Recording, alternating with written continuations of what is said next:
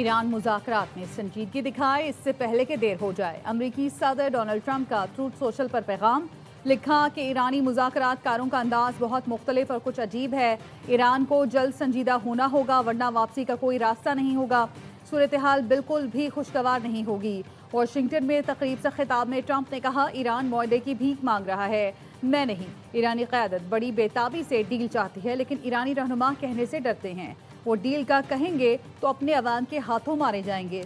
Trump ने दावा किया, जंग से पहले ईरान ने मशरिक़ वुस्ता पर कब्जे का मंसूबा बनाया था। ईरानी बहुत अच्छे मुज़ाकरातकार हैं। ईरानियों के पास मुआहदे तक पहुंचने का मौका है। सदर ट्रंप का ईरान के खिलाफ साथ ना देने पर नेटो ममालिक को तनकीद का निशाना, नेटो को कागजी शेर करार दिया।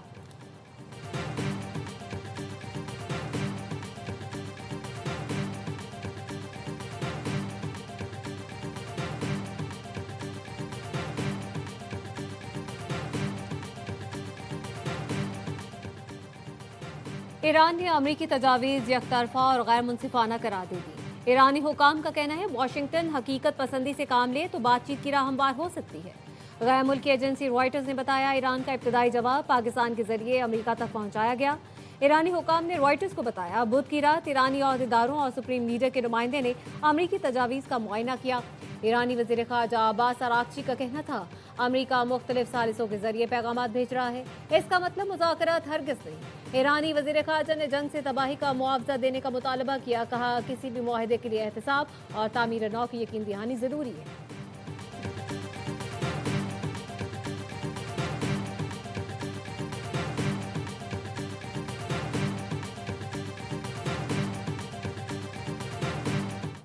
अमरीका और ईरान पाकिस्तान के जरिए राब्ते में है। ईरान अमरीका के 15 निकात पर गौर कर रहा है। नायब वज़ीर आज़म इसहाक डार कहते हैं, तुर्की और मिस्र समेत दीगर मुल्क भी सिफारती अमल की हिमायत कर रहे हैं।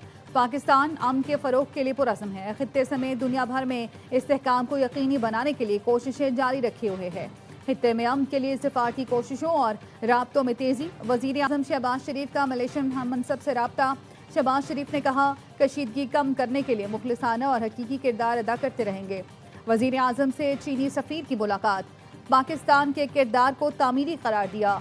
इसहाक डार की तुर्क वज़ीर ख़ारजा और उर्दन के नायब वज़ीर आज़म से टेलीफोनिक गुफ्तगू। कशीदगी में कमी के लिए मुसलसल सिफारती कोशिशों की अहमियत पर जोर। CNN का कहना है, अमरीकी एहलकारों ने बताया, अमरीकी नायब सदर पाकिस्तान जा सकते हैं। मीटिंग के लिए तुर्की का ऑप्शन भी मौजूद है।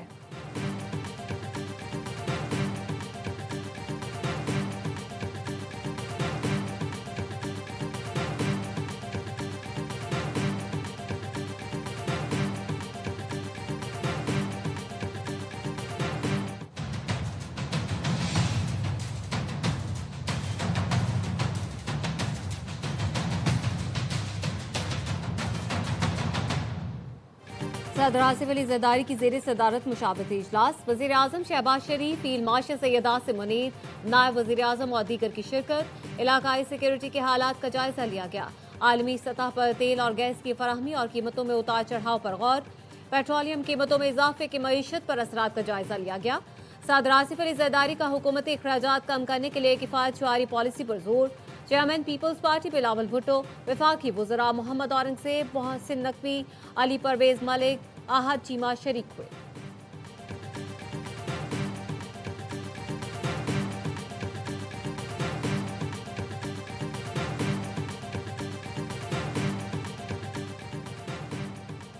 वज़ीर आज़म शहबाज शरीफ का एक रोज़ा दौरा कराची।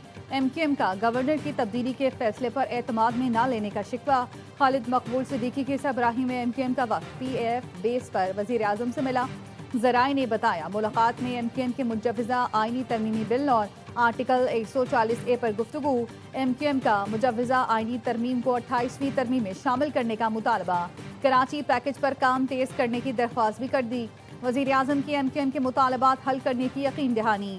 मुलाकात में कामरान पिसोरी, मुस्तफ़ा कमाल, फारूक सत्तार, अमीनुल हक और फैसल सब्ज़वारी भी मौजूद थे। अगली मुलाकात इस्लामाबाद में होगी। वज़ीर आज़म की सेनेटर शरी रहमान के घर आमद। बेटी के इंतकाल पर ताज़ियत का इजहार किया। नायब वज़ीर आज़म इसहाक डार, वफाकी वज़रा, गवर्नर सिंध और वज़ीर आला भी हमरा थे।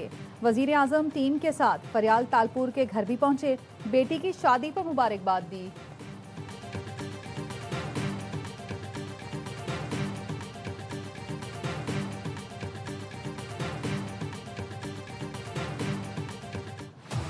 ایران کے اسرائیل پر تابڑتوڑ حملے، تل ابیب اور حیفا سمیت دیگر شہروں کو میزائل اور ڈرون سے نشانہ بنایا۔ حملوں کے نتیجے میں 24 گھنٹوں کے دوران 150 سے زائد اسرائیلی شہری زخمی ہوئے، 14 کی حالت تشویشناک ہے۔ ایرانی فوج نے حیفا بندرگاہ میں اسرائیلی اسٹریٹجک مراکز کو نشانہ بنانے کا دعویٰ کیا۔ ڈرون کے ذریعے اسرائیل کے حساس اور اہم تنصیبات پر حملے کیے گئے۔ حیفا میں اسرائیلی لڑاکا طیاروں کے لیے استعمال ہونے والے فیول ٹینکس کو بھی نشانہ بنایا گیا۔ مشرقی بحیرہ روم میں اسرائیلی بحری جہازوں کی تیاری اور مرمت کے مرکز پر بھی ڈرون داغے گئے۔ ایرانی حملوں میں کئی عمارتیں اور گاڑیاں بھی تباہ ہوئیں۔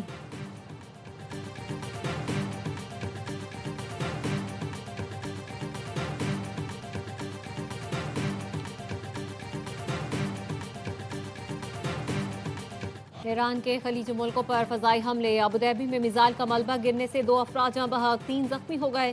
حکام نے بتایا فضائی دفاعی نظام نے بیلسٹک میزائل کامیابی سے تباہ کر دیا۔ ملبہ سویہان اسٹریٹ پر گرنے سے 2 اموات ہوئیں۔ متحدہ عرب امارات، کویت، بحرین، سعودی عرب، قطر اور اردن کی جانب سے ایرانی حملوں کی شدید مذمت۔ مشترکہ اعلامیے میں کہا حملے خود مختاری، علاقائی سالمیت اور عالمی قوانین کی کھلی خلاف ورزی ہیں۔ ایران یا اس کی حمایت یافتہ گروہوں کے حملے ناقابل قبول ہیں۔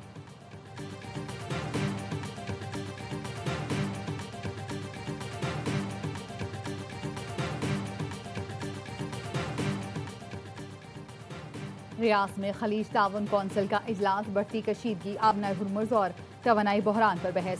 سیکریٹری جنرل جی سی سی جاسم محمد نے کہا ایرانی حملے اور آبنائے ہرمز بندش سرخ لکیریں عبور کر چکی ہیں۔ خلیجی ممالک عالمی معیشت کے لیے ریڑھ کی ہڈی کی حیثیت رکھتے ہیں۔ ایران جان بوجھ کر جی سی سی ممالک کو نشانہ بنا رہا ہے۔ خلیجی ممالک میں میزائل اور ڈرون حملوں سے عام شہری مارے گئے۔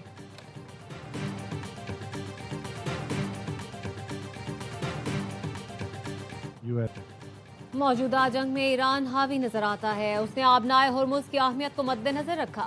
برطانوی خفیہ ایجنسی MI6 کے سابق سربراہ ایلیکس یونگر کا کہنا ہے کہ ایران نے گزشتہ سال جون کی جنگ کے بعد اپنے ہتھیار ملک بھر میں پھیلا دیے، فوجی کمان نیچے تک منتقل کرنے کا فیصلہ کیا جو کارگر ثابت ہوا۔ امریکی اخبار وال اسٹریٹ جرنل نے دعویٰ کیا صدر ٹرمپ ایران کے ساتھ تنازع 4 سے 6 ہفتے میں نمٹانے کے خواہش مند ہیں۔ وائٹ ہاؤس نے چین کے صدر سے ملاقات اسی لیے مئی میں رکھی ہے کیونکہ ٹرمپ کا خیال ہے جنگ اس سے پہلے ختم ہو جائے گی۔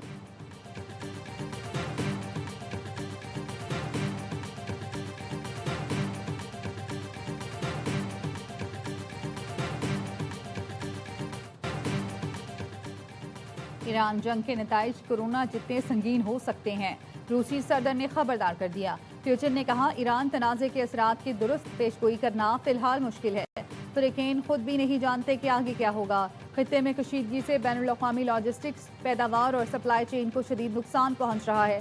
جس طرح کورونا نے عالمی معیشت کو متاثر کیا، یہ جنگ بھی تجارت، سرمایہ کاری اور بین الاقوامی تعلقات میں بڑے بگاڑ کا باعث بن رہی ہے۔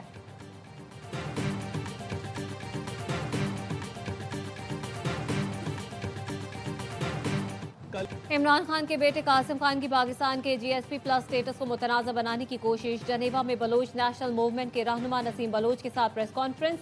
پاکستان مخالف مطالبے پر سیاسی اور عوامی حلقوں کا شدید رد عمل۔ وفاقی وزیر اطلاعات عطا تارڑ کہتے ہیں کوئی سیاسی جماعت یا رہنما پاکستان سے بڑا نہیں ہو سکتا۔